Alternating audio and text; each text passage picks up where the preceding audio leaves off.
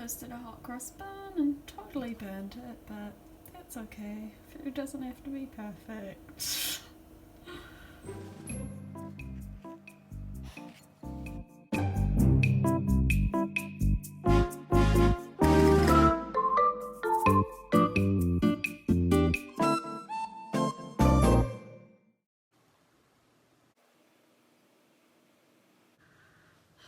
So I want to talk about something a bit different today. This is probably not especially relevant right now to a lot of people, but I'm going to talk about it anyway. I want to talk about getting into a relationship during recovery from an eating disorder. So I guess for a little bit of background, I've been in committed recovery from anorexia for about a year after a relapse. And so I've already done a video about my experience dating in recovery.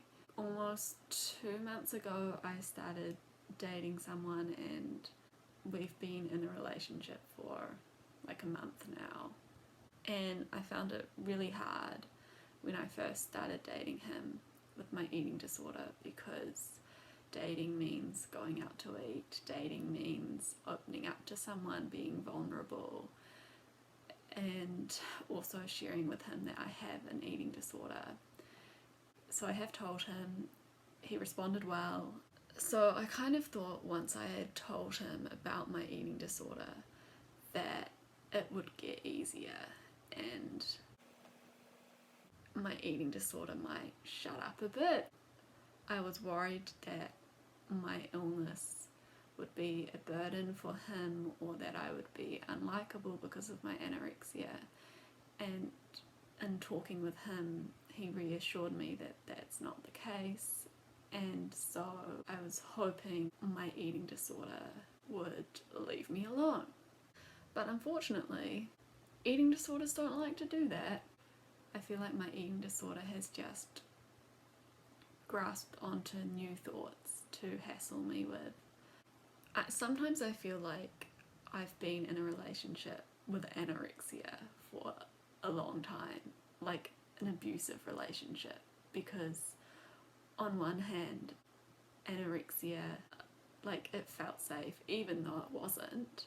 Anorexia served a function, I guess. It protected me from getting hurt. It made me feel like I was good at something. And I guess I felt like I wasn't good enough and my existence was kind of purposeless until anorexia.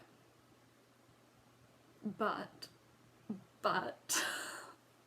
big huge but, because I am not pro anorexia at all, but I say that the relationship was abusive because anorexia was only going to kill me.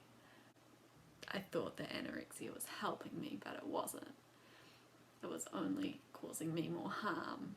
Now I'm in an actual real relationship with a great guy. I wish that I could ignore anorexia like I would ignore a jealous ex-boyfriend, like block the attempts to get in contact, just break it off and leave anorexia behind, but it's not that simple. And going through this process, getting into a relationship, having to be open with someone and face my own insecurities as well. I think it's really made me realise that eating disorders really are not just about food and weight. Like, the restriction of intake and over-exercise and all that, the drop in weight, those are just symptoms of greater issues. The greater issues that anorexia served to cover up, like through making me feel like I had a purpose and all of that. Now that I'm letting go of anorexia, my insecurities of not feeling good enough, of feeling vulnerable without the shield that anorexia provides me, numbing my feelings, my insecurities have lost their mask because anorexia isn't there to hide behind. Now I feel like I have a lot of difficult thoughts to deal with because I still have an eating disorder. I'm not fully recovered yet. I'm still scared that I'm going to gain weight and become unattractive to him. I still get scared about going out to eat sometimes with him as well. Not that I can do that at the moment.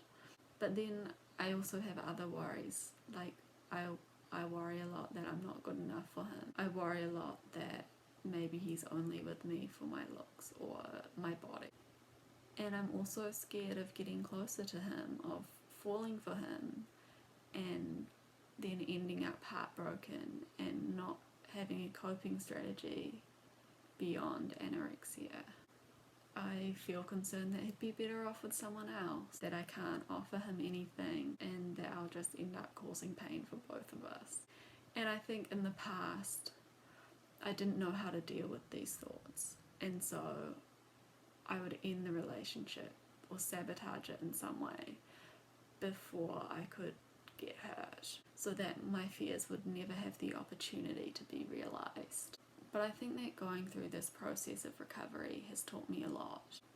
Recovery has shown me that even if I feel anxious and fearful, I can tolerate it. I don't have to believe my thoughts. I don't have to give in to my thoughts and do what they tell me to do. I can choose opposite actions. I can challenge my thoughts. I can sit with uncomfortable feelings. And recovery has also proven to me that challenging my fears often leads to really great long-term benefits, even though it's really scary in the moment.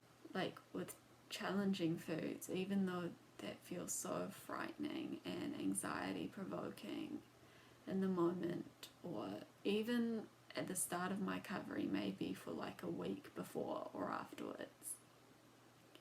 In the end, you're able to eat that food, you gain so much freedom.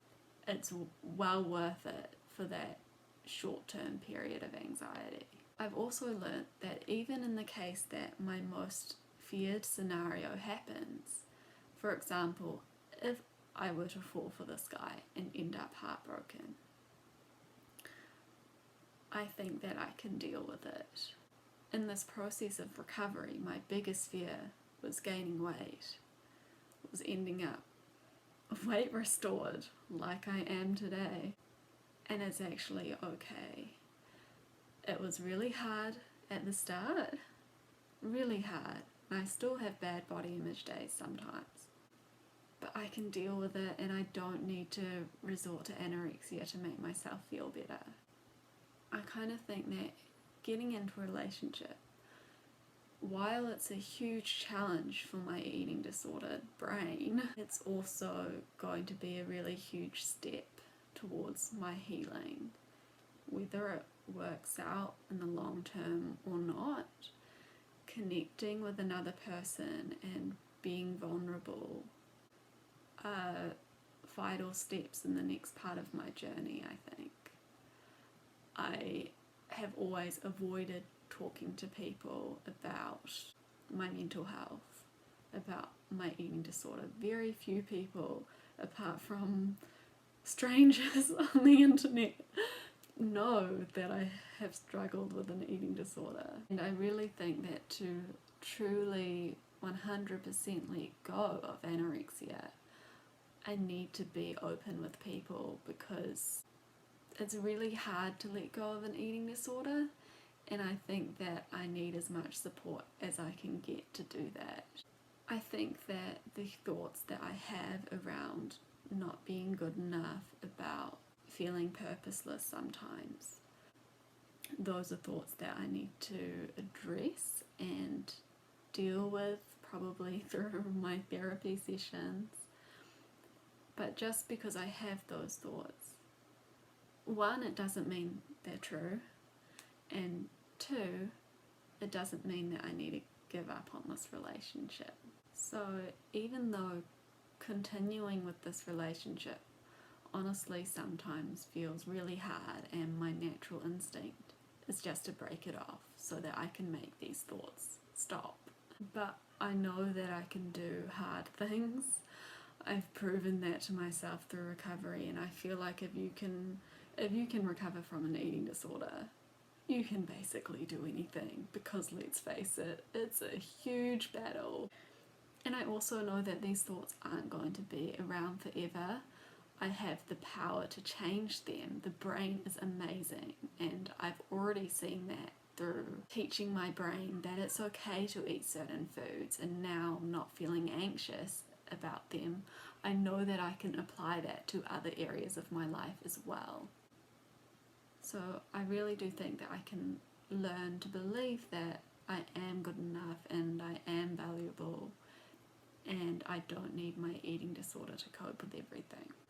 I'm going to just continue to try to show myself respect, to nourish myself, to show self-compassion, and try to think positively and work on that through therapy. I think that it is possible to rewire my thoughts without giving up on my first relationship that is actually worthwhile. So I think that's all that I'm going to talk about today. If you have any suggestions for other videos or things to chat about, let me know. And I'd be really interested to hear on your experiences with dating and relationships and recovery as well, because I do think it's pretty tough. So I hope you're doing well and keeping safe, eating lots, resting, and I'll record again soon. Lots of love. Bye.